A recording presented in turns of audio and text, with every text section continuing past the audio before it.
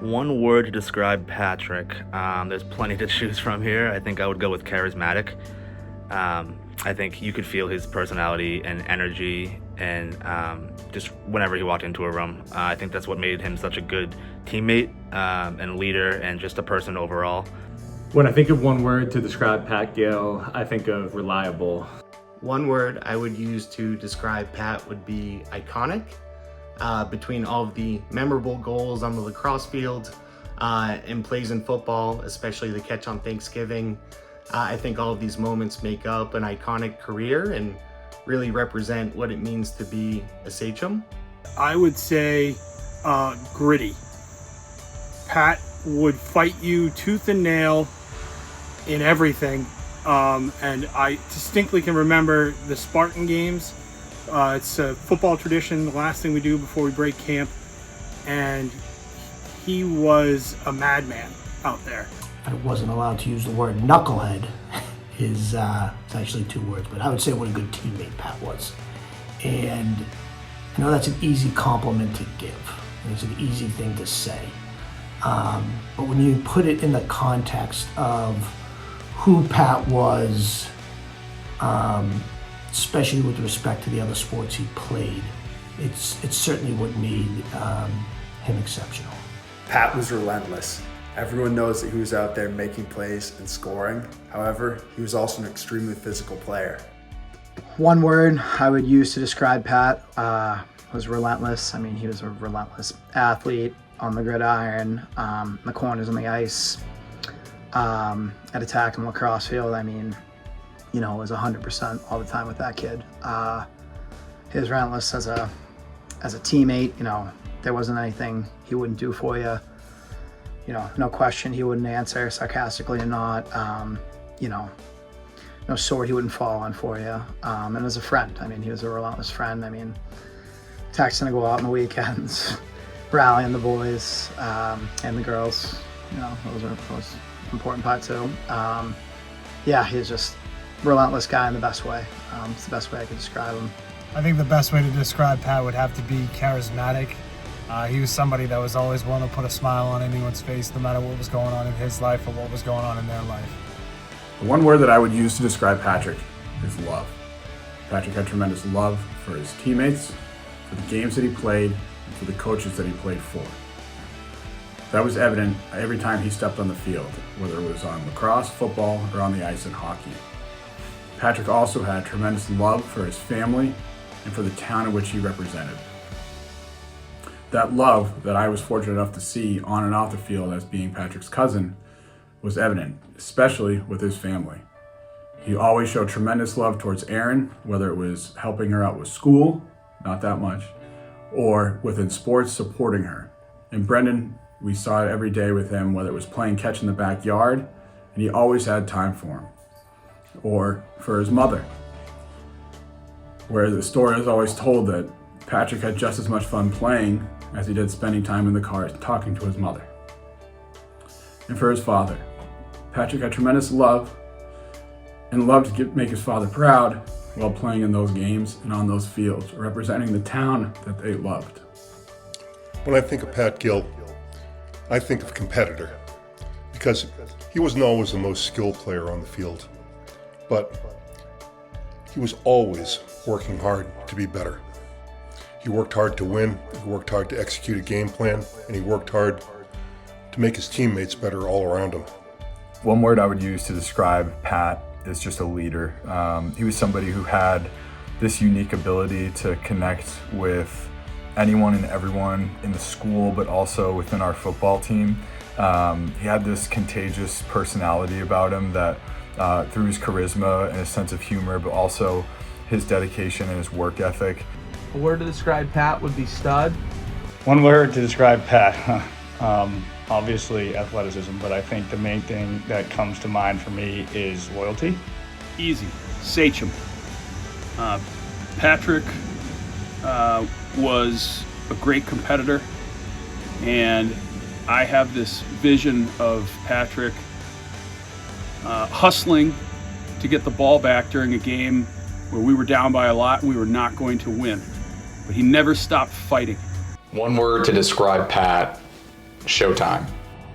It's impossible to describe the life and legacy of Pat Gill in one word, so I'll use the 2 words that I always use when describing his legacy to someone who had never met him, and that is Mr. WHS. And I use those words because that's really who Pat was. He was Mr. Winchester High School. He was the face of our community. He was the face of Winchester athletics. His family was and is still embedded, so deeply in the Winchester community. And so when we lost him, it was impossible for me and for so many others, and still is, to wrap our mind around that he was gone, because he was the man. He was the guy.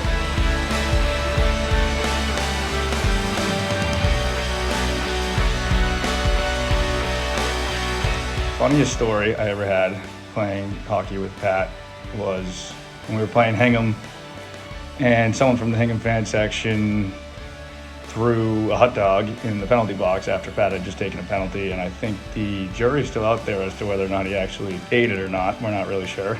I remember in freshman football, we would do tackling drills every single day. That meant I was constantly going up against Pat, and he would always be trying to run me over, bringing everything that he had and making me give a lot more effort. And that translated into the games, because Pat was always willing to block for his teammates, put his body on the line, and make hits, and that meant the world to all of us. Fortunately, I don't think any of my stories are appropriate, so if you want a good laugh instead of a cry, come find me at the bar after the banquet. I'll tell you a couple good ones. There's a jersey of Pat hanging at the Flynn rink, and I was there with my son, and he's doing the learn to play, and his little buddies are there, right? And he looks at me, he goes, "Hey Dad, whose jersey is that?" I go, "That's Pat Gill's." He goes, and he looks at his buddy and he goes, "That kid must have been nasty if his jersey's hanging up in the rink." And the other kid's like, "Yeah, he must have scored so many goals and he must have just been the man and great hockey player." And I started laughing. And I started, before I told them who Pat was and told them the story, I said, I just kind of chuckled to myself, because I know if Pat Gill knew all the little rugrats running around Winchester youth hockey thought he was the best player to ever come through there and score all these goals, Pat would laugh his ass off. My favorite story about Pat was he was just a freshman at the time. We lived in the same neighborhood, and he had texted me about walking down to practice, and I told him, "Yeah, just let me know when you're out front and I'll come out and we can walk down together." So a little time goes by, he didn't text me. I figured out maybe he just walked down to practice on his own. So I come downstairs, I'm walking to the kitchen, and I hear a voice that wasn't that familiar. I'm like, "Who is that?" So I walk into the kitchen, and there Pat is, having a bowl of cereal, just hanging out, talking to my dad like they'd known each other for 30 years. And I just think that's a testament to the type of guy that Pat was, and how he really just could insert himself in any situation and just thrive. My favorite memory of Pat was my senior year when we were playing Lexington. I was coming back from a hamstring injury. I had missed a few games, and I didn't get the start in that game, and Coach Prani ended up putting me in the late in the second half, and they drew up a play for me. And I was supposed to dodge from up top. Pat was gonna try and lose his defender on the weak side post, which of course he did. And as I made the dodge, I saw he was wide open, and so I threw him the ball, and Pat did his signature fake high, go high finish, which always seemed to work for him for whatever reason.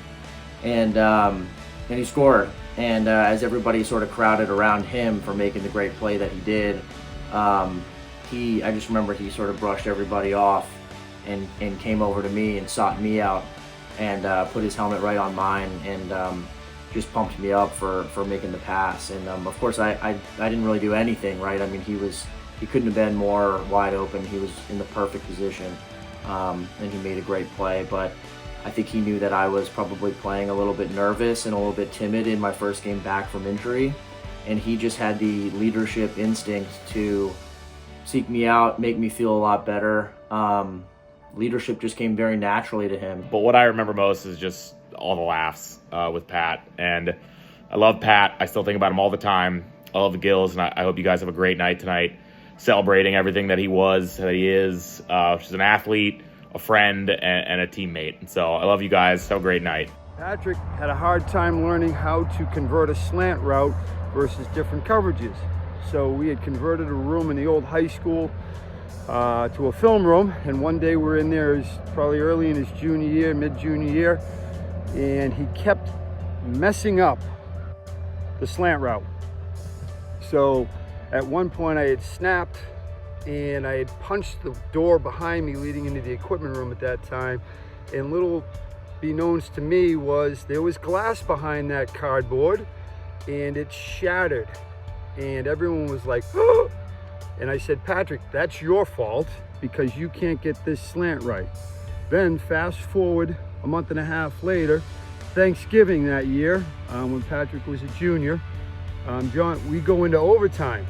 Ruben scores right off the bat. We stop the conversion. Patrick, next play, our first play, we throw a slant to John Dooley. He catches it. And then wouldn't you know, in a fateful moment, we run the slant to the other side of the field. And Patrick catches it, and we win in overtime when we had no business winning the game. And I can see Patrick smiling down now. I brought out my old Sachem's hat. You can see the Sachem. I had to black out, and I break this out on special occasions. I still have my PG on there. Patrick will always be one of the brightest shining stars in Sachem history as we go forward. I love you, Patrick. I can't say enough about you and your family. God bless you, and you're always in my memory.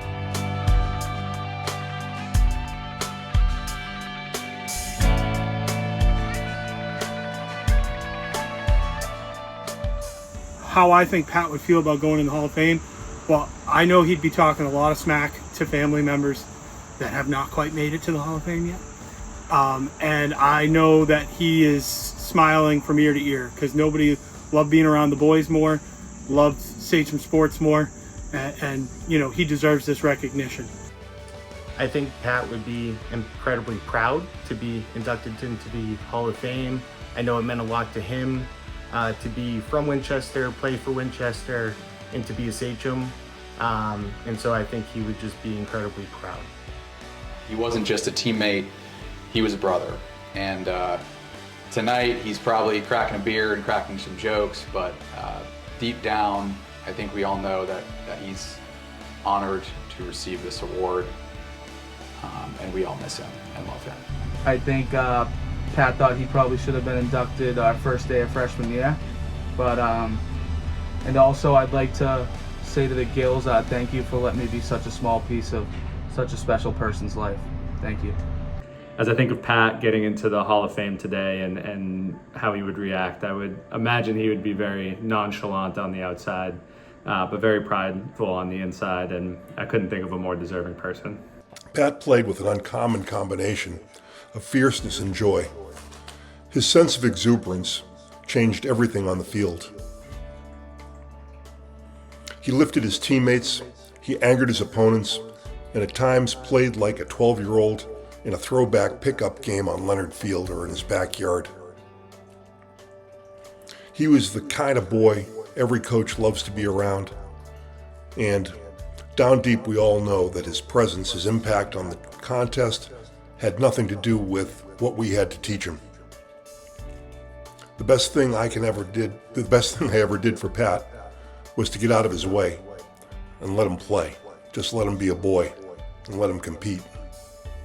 He taught me how to be, how to act towards our elders and adults. I think he was really great from a young age at, the please and thank yous, which is so simple, but, just how to act when you're at someone's house. Say, thank you for having me, or when you get a ride from a friend's parent, thank you for the ride.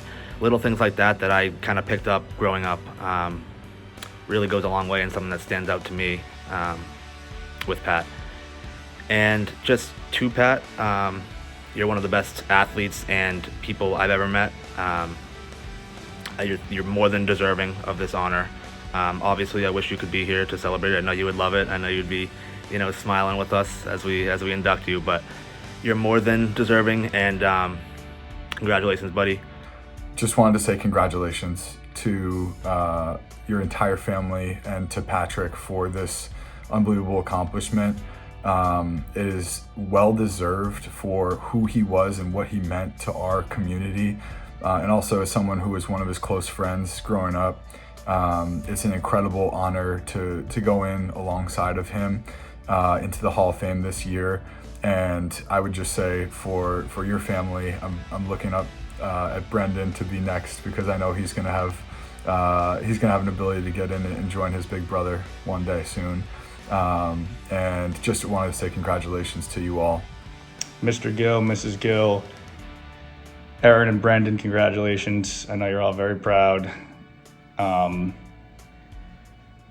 I think this would be the topic of conversation at the dinner table for a while if he was here and knew that he was being inducted to the Hall of Fame. He was just such a special person. And Pat, I just want to say I'm so thankful to have known you. And I know so many others would say, thank you so much for the impact you had on my life and so many others. You were the consummate teammate. You were the consummate sachem. I love you. I miss you. And I know if you were here right now, you'd tell me, OC, it only took me 3 years to get into the Hall of Fame, and no one else can say that. So Pat, you will live on forever in our hearts and our legacy. You know, the legacy that you've left is one that is unmatched. I love you and I miss you. Life can be a fight sometimes. And when you get knocked down, get back up. Think about Patrick. Be like the Gills. Be a sachem. Be like number 45. We love you, Patrick.